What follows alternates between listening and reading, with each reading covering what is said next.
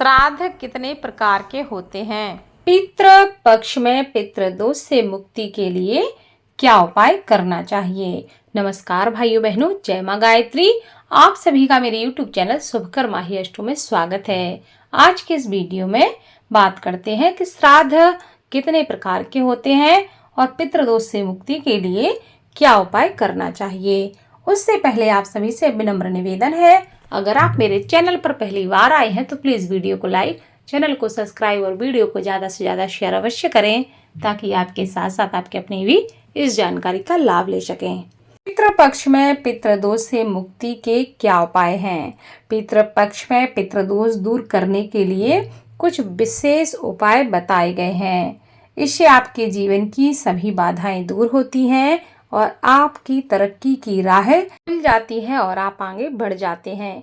साथ ही पितृपक्ष में अलग अलग स्थितियों में श्राद्ध के रूप बताए गए हैं। रामायण और महाभारत काल में भी श्राद्ध का वर्णन मिलता है। ऐसी मान्यता है कि हमारे पूर्वज इस काल के दौरान स्वर्ग से पृथ्वी पर आते हैं और अपने संबंधियों से पिंडदान प्राप्त करके आशीर्वाद देकर वापस लौट जाते हैं। वहीं ज्योतिष शास्त्र में भी इन दोषों के निवारण के लिए कई प्रकार के उपाय बताए गए हैं।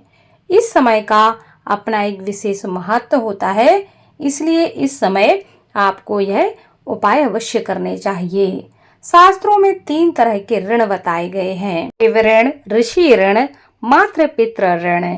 यह ऐसे ऋण हैं जिनको हमें अवश्य चुकाना चाहिए।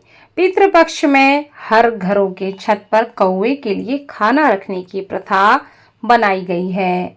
ऐसा करने से सभी प्रकार के दोष और ऋण से मुक्ति मिल जाती है, क्योंकि ऐसा करके जाने अनजाने में हम प्रकृति का संरक्षण कर रहे होते हैं। क्योंकि असल में ऋण तो हमारे ऊपर प्रकृति का भी है।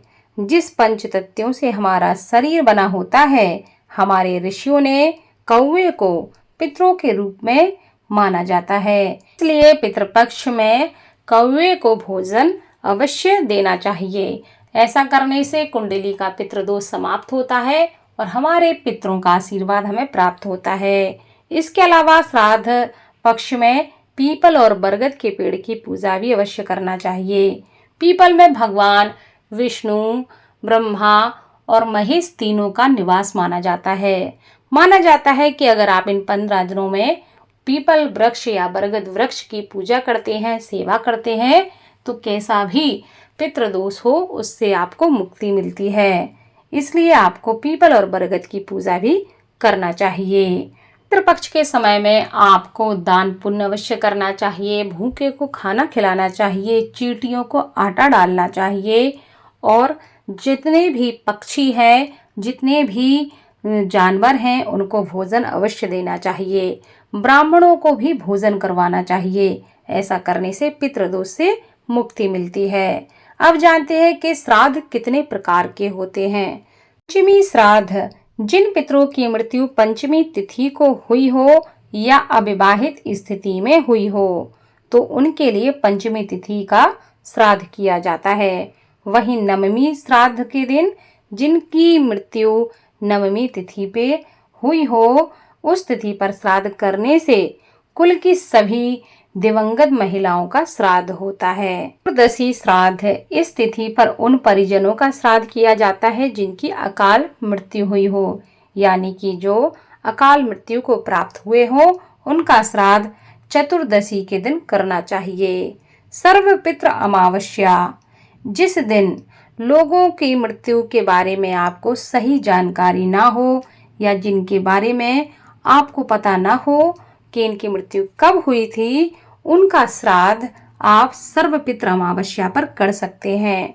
तो यह 4 प्रकार के श्राद्ध बताए गए हैं कि किस दिन किस तिथि में किनका श्राद्ध करना चाहिए। तो यह थी छोटी सी जानकारी। जो आपको ठीक लगी हो, अच्छी लगी हो, तो इसको शेयर कर दें, ताकि आपके साथ साथ आपके अपनी भी इस जानकारी का लाभ ले सकें। धन्यवाद।